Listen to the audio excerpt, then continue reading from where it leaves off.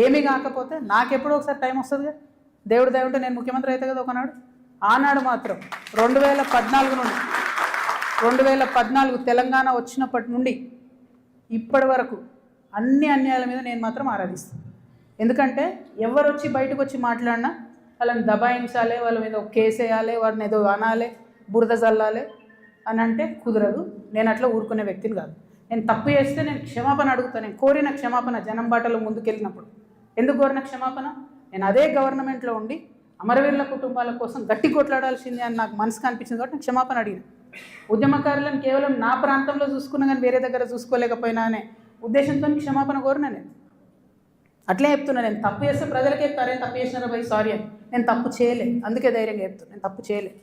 అయినా సరే నా మీద ఏదో బుర్ర చల్లాలి అంటే ఊరుకోను. భగవంతుడు నాకు అవకాశం ఇచ్చినప్పుడు మాత్రం అన్ని బండారాలు కూడా బయటికి తీస్తాను. వాళ్ళు నన్ను టార్గెట్ చేస్తే నేనేం చేయాలి మరి? నేను ఊరుకోవాలను? నేనైతే గాంధీ తాతను కాదు, నేను అస్సలే మంచిదని కాదు నేను చెప్తున్నాను. నేను కేసీఆర్ గారు అంతా ఓపిక నాకు లేదు, అస్సలే మంచిదని కాదు. నేను ఊరుకోను. నన్ను కొడితే 2 కొడతా ఉల్టా.